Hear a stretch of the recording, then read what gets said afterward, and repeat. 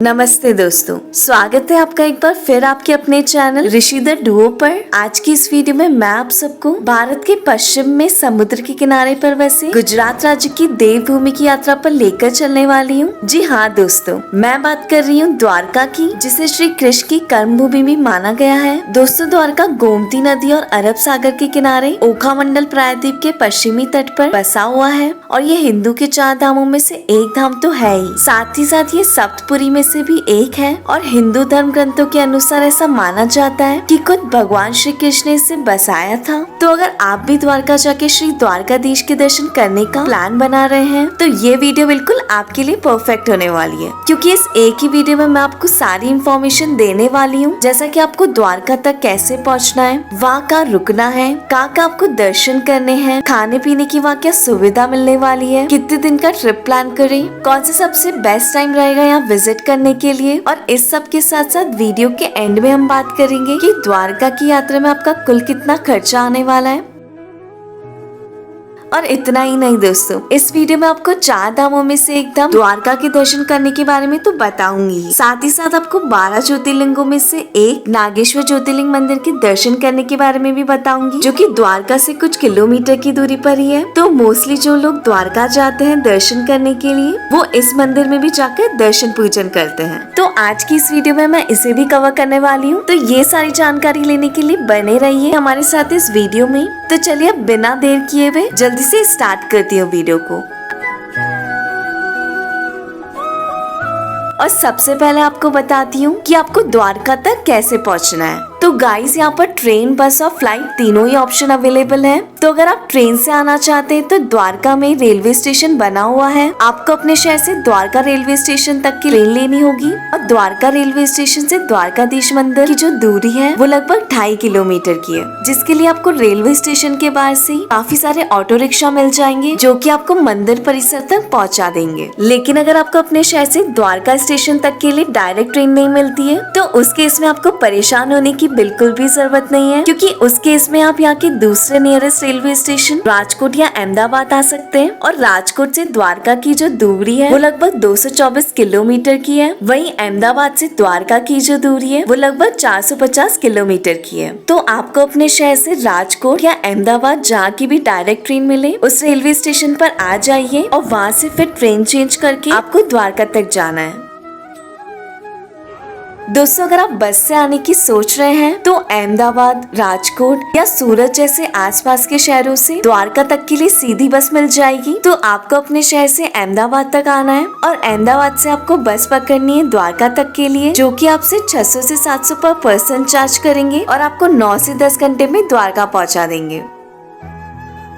इसके अलावा अगर आप फ्लाइट से आना चाहते हैं तो यहाँ का नियरेस्ट एयरपोर्ट पोरबंदर एयरपोर्ट है, जो कि द्वारका से लगभग 100 किलोमीटर की दूरी पर है। और एयरपोर्ट पर उतरने के बाद आपको यहाँ से काफी सारी टैक्सी और बसेस मिल जाएंगी, जो कि आपको द्वारका तक पहुँचा देंगी। एंड दोस्तों, अगर आपके शहर से पोरबंदर तक के लिए डायरेक्ट फ्लाइट नहीं मिलती है तो उस केस में आप यहाँ के दूसरे नियरेस्ट एयरपोर्ट पे जामनगर एयरपोर्ट या अहमदाबाद एयरपोर्ट तक आ सकते हैं और यहाँ से आपको काफी सारी बसेस और टैक्सीज मिल जाएंगी, जो कि आपको द्वारका तक पहुँचा देंगी।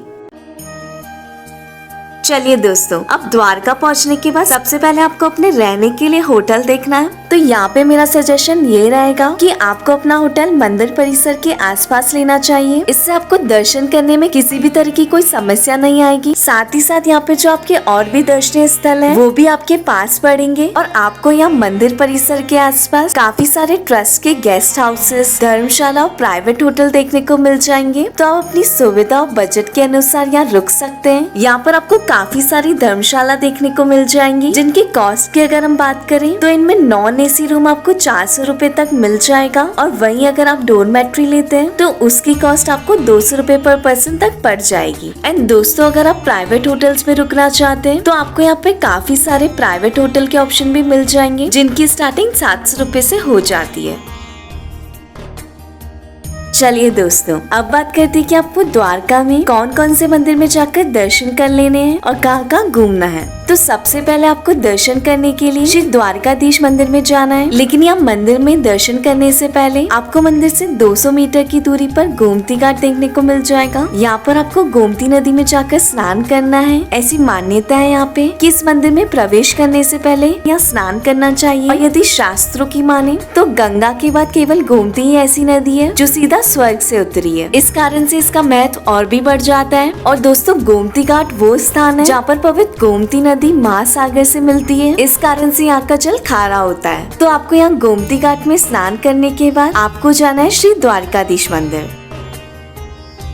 दोस्तों, यहाँ पर मैं आपको बता दूं कि द्वारकाधीश मंदिर में मोबाइल फोन, कैमरा, लैपटॉप या कोई भी इलेक्ट्रॉनिक गैजेट अलाउ नहीं है। तो आप ये सारी चीजें या तो आपके होटल के ही रूम पे छोड़ कर आइए या फिर आपको यहाँ पर मंदिर परिसर में लॉकर बना हुआ भी मिल जाएंगे। आप उनमें ये चीजें जमा कर सकते हैं। इस मंदिर की वास्तुकला की अगर हम बात करें तो 5 मंजिला ये मंदिर चूना पत्थर और रेत से निर्मित बहुत ही भव्य और अद्भुत है। और ऐसा माना जाता है कि 2200 साल पुरानी वास्तुकला ब्रजवान द्वारा बनाई गई थी। तो आपको यहाँ पर लाइन में लग के कान्हा जी के दर्शन करने के लिए जाना है। और दर्शन करने के बाद आपको गर्भगृह से बाहर आ जाना है। और दोस्तों, अगर हम बात करें मंदिर के टाइमिंग की तो सुबह के 6 बजे से दोपहर के 1 बजे तक ये मंदिर भक्तों के लिए खुला रहता है। और फिर शाम को 5 बजे से लगभग रात के 9:30 बजे तक ये मंदिर पुनः भक्तों के लिए खोल दिया जाता है। इसके बाद मंदिर बंद कर दिया जाता है।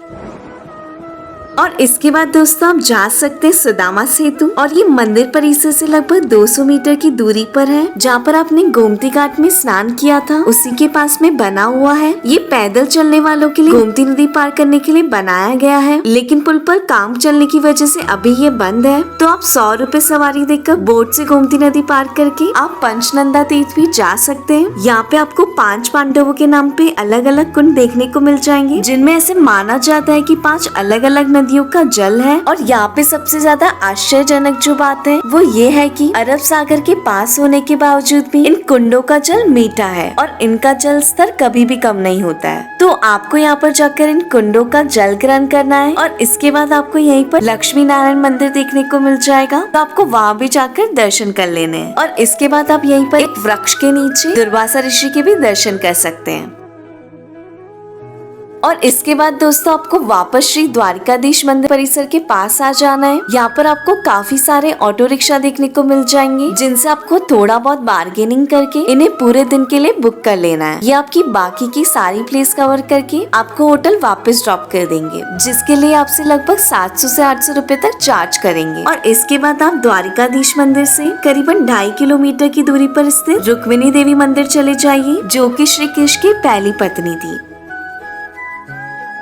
और यहाँ पे मैं आपको बता दूं कि हालांकि द्वारका के मुख्य मंदिर से इसकी दूरी बहुत ज्यादा नहीं है, लेकिन फिर भी ये मंदिर द्वारका की सीमा में नहीं आता। ये द्वारका के बिल्कुल बाहर बना हुआ है। और ये मंदिर देखने में भले ही छोटा हो, लेकिन रुक्मिणी देवी के समान ही उनका मंदिर भी अद्भुत और अनोखा है। तो आपको यहाँ पर दर्शन करने के लिए जरूर जाना चाहिए। और यहाँ से फिर लगभग 2.5 किलोमीटर की डिस्टेंस पे आप जा सकते हैं भटकेश्वर महादेव जी के मंदिर। ये मंदिर भगवान शिव को समर्पित एक प्राचीन मंदिर है, जो कि लगभग 5000 साल पुराना है, जिसे अरब सागर में पाए गए एक स्वयंभू शिवलिंग के चारों ओर बनाया गया है। और यहाँ से 100 किलोमीटर की दूरी पर आपको दर्शन करने के लिए चले जाना है गीता मंदिर, जो कि एक सफेद संगमरमर से बना बहुत ही खूबसूरत मंदिर है। और ये मंदिर भगवत गीता और उसकी शिक्षाओं के लिए समर्पित है। तो आपको डे 1 में ये सारी प्लेसेस कवर कर लेनी है। और इसके बाद नेक्स्ट डे सुबह अर्ली मॉर्निंग आपको जाना है नागेश्वर ज्योतिर्लिंग मंदिर में दर्शन करने के लिए, जो कि द्वारकाधीश मंदिर से लगभग 17 किलोमीटर की डिस्टेंस पर है। और दोस्तों, यहाँ पर मैं आपको बता दूं कि नागेश्वर ज्योतिर्लिंग भोलेनाथ शिव जी के 12 ज्योतिर्लिंगों में से एक माना जाता है, जिसके दर्शन मात्र से जन्म जन्मों के पाप नष्ट हो जाते हैं। तो जो शिव भक्त पूरी श्रद्धा से इस मंदिर में दर्शन करने के लिए आते हैं और इस मंदिर से जुड़ी रोचक कथा को सुनते हैं, वो पापों से मुक्त हो जाते हैं। तो यदि आप द्वारका जा रहे हैं तो नागेश्वर ज्योतिर्लिंग मंदिर में दर्शन करने के लिए जरूर आपको जाना चाहिए। ये मंदिर सुबह 6 बजे खुल जाता है और दिन में 12:30 बजे इस मंदिर के पट बंद कर दिए जाते हैं। और संध्या काल में 5 बजे फिर से इसके पट खोले जाते हैं, जो कि 9:30 बजे तक खुले रहते हैं। एंड दोस्तों, यहाँ नागेश्वर ज्योतिर्लिंग से लगभग 5 किलोमीटर की दूरी पर आपको एक तालाब देखने को मिलेगा, जिसे गोपी तालाब कहा जाता है। और ये स्थान भी द्वारका के सबसे महत्वपूर्ण धार्मिक स्थानों में से से एक माना जाता है। तो आप जब भी द्वारका जाएं तो गोपी तालाब के दर्शन जरूर करिएगा। और दोस्तों इसके बाद यहाँ से लगभग 24 किलोमीटर के डिस्टेंस पे आप विजिट कर सकते हैं बेट द्वारका, जो कि छोटा सा द्वीप या टापू है। कहते हैं कि इस स्थान पर श्री कृष्ण ने अपने मित्र सुदामा जी से भेंट की थी, इसी कारण से इस जगह का नाम बेट द्वारका पड़ा। और यहाँ पे श्री कृष्ण और सुदामा दोनों की प्रतिमा की पूजा की जाती है। ये भी मान्यता है कि यदि आप द्वारका जा रहे हैं तो द्वारका की यात्रा का पूरा फल आपको तभी मिलता है जब आप बेट द्वारका की यात्रा कर लेते हैं। कहते हैं कि इस मंदिर में चावल दान करने से भक्त कई जन्मों तक गरीब नहीं होते हैं, क्योंकि सुदामा जी ने यही श्री कृष्ण जी को चावल की भेंट दी थी। और दोस्तों बेट द्वारका जाने का एकमात्र साधन है नाव का, जो कि यहाँ सुबह 6 बजे से शाम के 7 बजे तक ही चलती है। नाव वाले आपसे 20 रुपए प्रति व्यक्ति चार्ज करेंगे और आपको 15 से 20 मिनट में बेट द्वारका पहुंचा देंगे। और यहाँ पे दोस्तों आपके थोड़े थोड़े डिस्टेंस पर काफी सारे मंदिर बने हुए हैं, जिनमें आप श्री कृष्ण जी का मंदिर, सोने की द्वारका, हनुमान मंदिर, ये सारे मंदिर में दर्शन कर लेने। अब दोस्तों हम यहाँ के खाने पीने की बात करें तो आपको यहाँ पर द्वारिकाधीश मंदिर के पास काफी सारे ढाबे और रेस्टोरेंट मिल जाएंगे, जहाँ पे आपको वहाँ 60 से 100 के बीच में भरपेट थाली मिल जाएगी। और बात करें अगर हम बजट की, द्वारका की इस यात्रा में आपका 4000 पर पर्सन 2 दिन का खर्चा आ जाएगा। इस बजट में मैंने सिर्फ आपके होटल, खाने पीने और लोकल ट्रांसपोर्ट का खर्चा इंक्लूड किया है। तो दोस्तों मैं आशा करती हूँ कि द्वारका का बजट टूर प्लान आपको पसंद आया होगा। प्लीज इस वीडियो को लाइक कर दीजिए, और अगर आपकी कोई भी डाउट या क्वेश्चन है तो आप कमेंट में मुझसे पूछ सकते हैं। मिलते हैं आप सबसे नेक्स्ट वीडियो में। राधे राधे।